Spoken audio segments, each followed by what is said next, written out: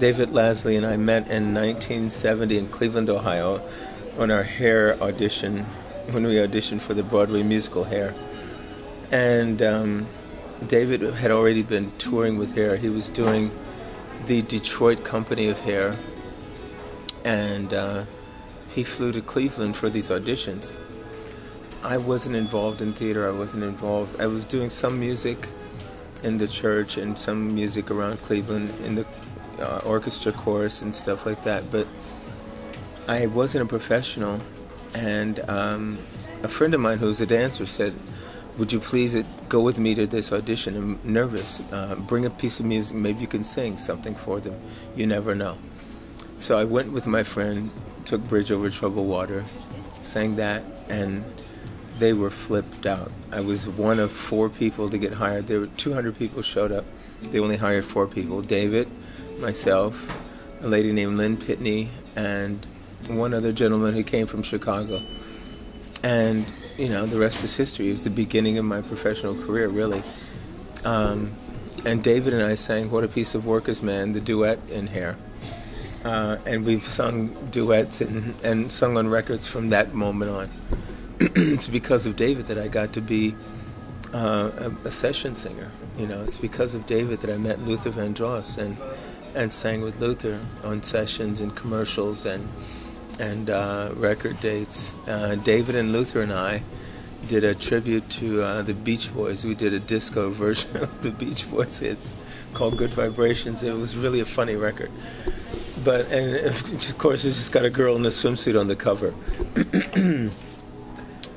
But David is still singing with James Taylor, and he's not on this European tour, but he's joining us in the latter part of August in the Berkshires to do the Tango with Dates, and then we're doing 2 weeks in September of a fall tour.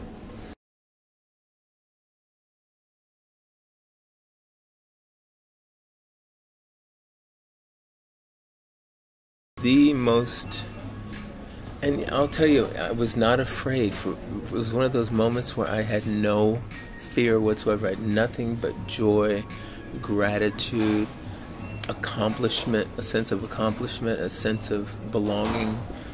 And it was one of those moments where I just felt so uplifted that I just soared. I felt like I was soaring up there. It was so cold and it was so, but there were over 1.5 million people as an audience. And so it was probably the biggest audience that I'd performed for live. Not to mention how many people around the world were watching this event, So I had nothing, I had no fear. I had nothing but gratitude and grace in that moment.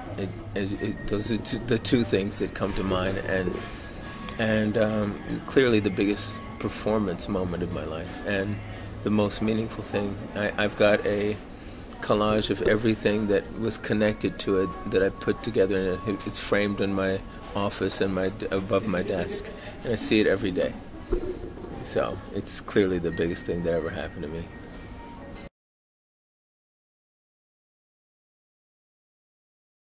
Once again, because of David. He called David and said that he was looking for singers. He wanted to add singers to his band, and that he had heard from a couple of people that we were highly recommended, David and I. And he asked us to come over his house and sit and sing with him. So, and we had done some TV work. I think maybe he saw us on TV, Saturday Night Live. We were working, I think, with Jennifer Warnes, and we had done some studio work with some people who had known us. And so we went over his house on this day, Saturday afternoon, Sunday afternoon. I think it was a Saturday for some reason. I don't know why. In New York. He lived on Central Park West, and he was with Carly at the time.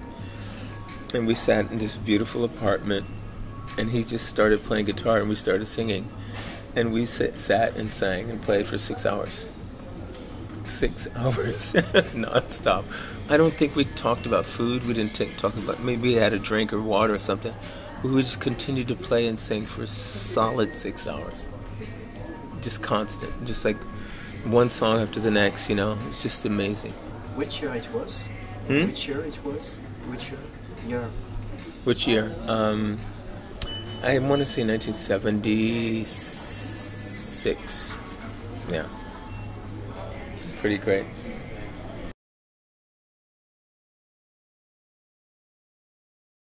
Oh yeah, I've been writing a bit with my friend Brett Farkas in Los Angeles, and we wrote. I went to see Mike Landau, the guitar player, and I came home with this idea for a song, and I just sort of sang it into a tape player, and I just kept the idea for a while, and then I showed it to Brett, and Brett said, "Oh, what a great idea for a song!" We started this tune.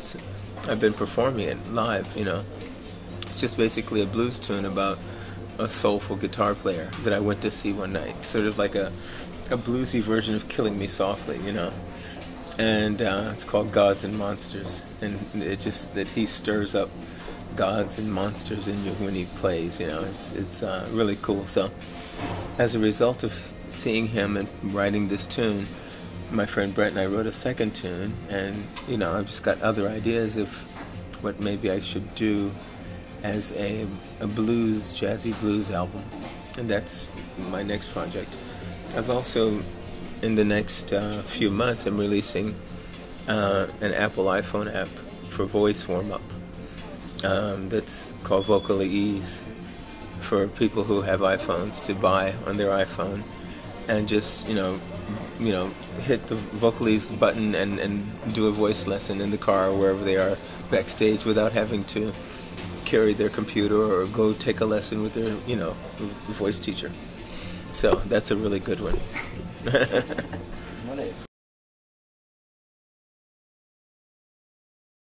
To just help me find a way to come back here to perform and do clubs and concerts, so that I can spend more time with you, and more time in France, and more time in Italy, more time in Spain, and in the UK, in Germany, of course, as well, and Belgium, and Denmark, and everywhere.